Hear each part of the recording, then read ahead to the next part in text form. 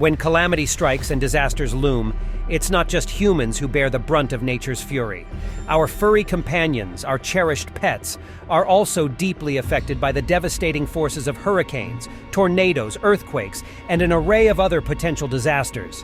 In times of distress, they too suffer profoundly, often finding themselves in a more vulnerable position than us, as they lack access to the aid and resources readily available to humans. After virtually every major disaster, we see a huge surge in stray dogs and cats. During Hurricane Katrina, over 600,000 animals were abandoned or stranded. Despite those heartwarming stories about volunteers going to rescue pets from flooded buildings, many pets die in these conditions. Don't let your pet be a victim. Disaster prepping should involve your entire family, including pets.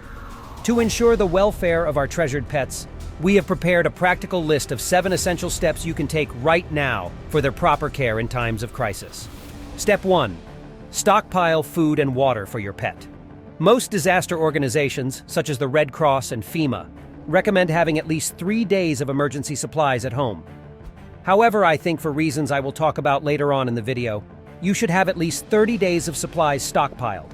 This also applies to your pets in case you need to shelter in place. The same rules for stockpiling human food also apply to pet food. Canned food is the easiest option. Kibble should be repackaged in sealed Mylar bags. This protects the food from spoilage. Put the Mylar bags of kibble into food-grade 5-gallon buckets. This protects the food from damage, such as getting torn open during structural damage to the home. Read how to store dog food long-term. Stockpiling water for your pet. How much water should I store? Take the animal's weight in pounds and divide it by 8. This is the amount of water they need per day in cups. Water in plastic bottles must be rotated. Water doesn't go bad, but the plastic bottles holding the water will eventually leak. For this reason, you must rotate your water stockpile. Or store water in barrels. Unlike cheap plastic bottles, water barrels won't decompose and start to leak. You can keep water in these for years without having to rotate. Step 2. Prepare a pet first aid kit. Surprisingly, a staggering 44% of Americans lack a first aid kit at home, and many are unaware that numerous first aid items for pets are similar to those used for humans. For instance, essential supplies like antiseptic cream and bandages are equally crucial for treating wounds in pets. There are some items specific to pets that should also be in the first aid kit though, like some packs of no-chew bandages, a flea comb, tick tweezers, and some anti-worm medications. Step 3. Make a plan for dealing with pet waste.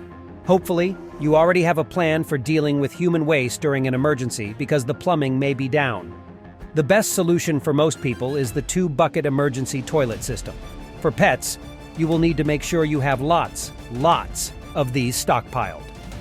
Extra trash bags for dog waste, cat litter, and newspaper. Dogs can go to the bathroom on it when sheltering in place, and it can be torn up into strips if you run out of cat litter. Step 4. Make an evacuation plan. During emergencies, a lot of pet owners are faced with a tough decision. Risk death by staying at home or leave the pet behind when evacuating. Luckily, some disaster shelters are starting to take in pets, as was the case during Hurricane Matthew. However, don't count on taking your pet with you to a disaster shelter easily. You'll need to have your own plan in place. Contact local emergency management office. Ask if they have any shelters that take in owners and their pets. Make a list of pet shelters. Vet clinics, boarding facilities, and local animal shelters may take in pets during emergencies. Contact them to ask and make a list that you can call in the event of an emergency. Make your evacuation plan. Instead of relying on the government to provide shelter during an emergency, plan your own shelter.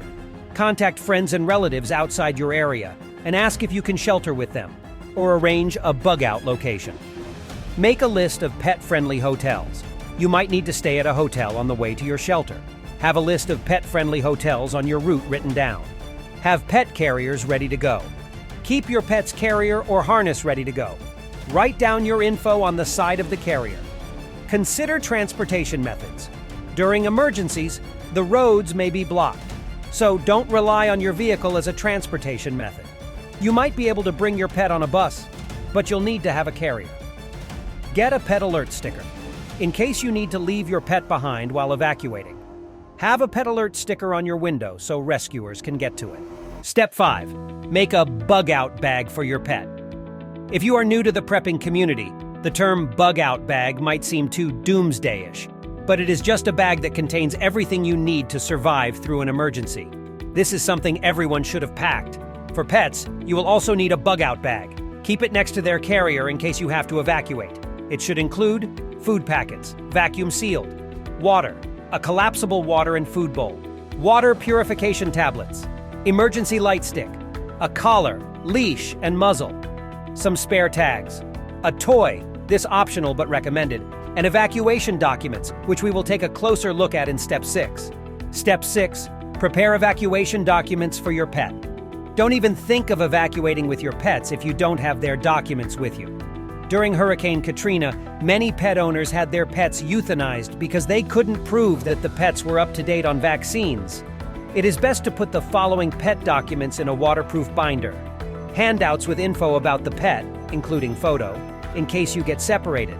A photo of your pet's microchip number, the owner contact number, and a backup contact info in case you cannot be reached. It's got my cell number, my pager number, my home number, and my other pager number. Your pet's vaccination history and pertinent medical history.